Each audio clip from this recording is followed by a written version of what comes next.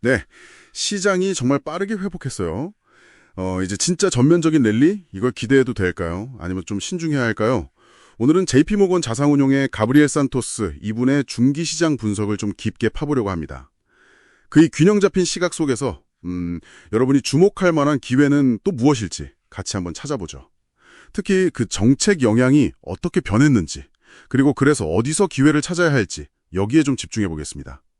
자, 산토스 분석에서 제가 볼 때 가장 흥미로운 시작점은요, 이 정책이 시장에 미치는 방식 자체가 변했다는 진단이에요. 예전 무역전쟁 초기처럼 막 시장 전체를 뒤흔들던 그런 급성 이슈가 아니고, 이제는 특정 자산에 좀 꾸준히 영향을 주는 만성 문제가 됐다. 이런 거죠. 네, 맞아요. 그 비유가 재밌네요. 네, 갑자기 막 열이 펄펄 끓는 게 아니라 그냥 꾸준히 관리해야 하는 만성 질환 같다고 할까요? 근데 이게 구체적으로 여러분의 투자 접근법에는 어떤 의미가 있을까요? 아, 그게 아주 중요한 지점인데요. 만성이라고 해서 그 영향력이 사라진 건 절대 아니라는 점이죠. 예를 들어 평균 관세율 15%면 이게 여전히 문제 시작점 대비 거의 5배나 높은 수준이거든요. 근데 시장이 어느 정도 여기에 적응을 좀 했어요. 아, 적응을 했다. 네, 그래서 이제는 시장 전체 방향성 이런 것보다는 개별 기업들의 공급망 문제라든가 아니면 수익 구조에 따라서 그 영향이 훨씬 더 미세하게 나타난다는 거죠. 단순히 헤드라인만 보고 반응하기는 좀 어려워졌겠네요. 그렇죠. 그리고 또 다른 측면은 예를 들면 금융주의 SLR, 보완적 레버리지 비율 완화 가능성처럼 정책이 때로는 순풍, 그런 게 좀 긍정적인 요인이 될 수 있다는 점입니다. 만성적이긴 한데 그 방향은 양적일 수 있다는 거예요. 그렇군요. 정책 이야기는 담지 접어두고 거시경제 상황 쪽으로 가보면요. 산토스는 전반적으로 괜찮다, 파인하다 이렇게 평가하더라고요. 4월 이후에 경기 침체 위험은 줄었고 잠재 성장률보다는 조금 낮지만 그래도 안정적인 성장세를 보일 거다. 네네. 기업 이익도 한 자릿수 후반대, 그러니까 하이 싱글 디지츠, 대략 한 6%에서 9% 정도 성장은 가능하다고 보고요. 네, 그 정도는 가능하다고 보는 거죠. 근데 문제는 시장이 너무 빨리, 너무 많이 회복했다는 점이에요. 그렇죠. 주식은 하락분의 거의 전부를 회복했고 회사채도 한 80% 만회했으니까요. 그래서 미국 시장 전체에 대해선 마냥 낙관하기는 좀 어렵다, 이런 이야기인가요? 맞습니다. 바로 그 빠른 회복 속도, 그게 바로 신중론의 핵심 배경인 거죠. 밸류에이션, 그러니까 주가 수준에 대한 부담이 좀 커졌고요. 긍정적인 뉴스들이 이미 가격에 상당 부분 반영됐을 수 있다, 이런 우려가 있는 겁니다. 아, 이미 좋은 건 다 반영됐다? 네, 그럴 수 있다는 거죠. 그래서 시장이 앞으로는 범위 제한적, 영어로 레인지 바운드라고 하죠. 큰 폭의 상승보다는 좀 일정한 범위 내에서 등락을 거듭할 가능성이 높다, 이렇게 보는 겁니다.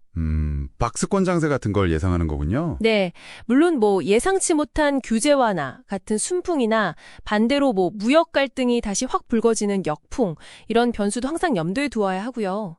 결국 이런 복잡한 환경을 잘 헤쳐나가야 한다. 이게 산토스 분석의 핵심이라고 볼 수 있습니다. 그렇다면 이런 좀 신중한 전망 속에서도 기회는 어디 있을까요?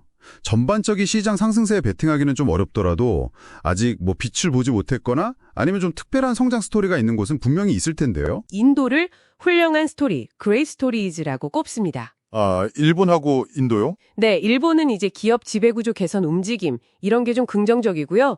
인도는 강력한 내수 시장이라든지 개혁 모멘텀, 이런 것들이 있다는 평가예요. 그러니까 아직 시장 전체 랠리에 막 올라타지 못한 지역에서 좀 차별화된 기회를 찾자, 이런 거죠. 아시아 외에 그럼 미국 내에서는 어떤 기회를 보고 있나요? 미국 안에서는 금융주를 좀 주목할 만하다고 봅니다. 앞으로 수익률 곡선 가파르기, 그러니까 스티프닝 커브가 예상되는데요. 이게 뭐냐면 장기 금리가 단기 금리보다 더 빨리 오르는 상황인데 이게 통상 은행의 예대 마진 확대로 이어져서 수익성에 긍정적이거든요. 아, 금리 상승이 은행엔 좋군요. 그렇죠.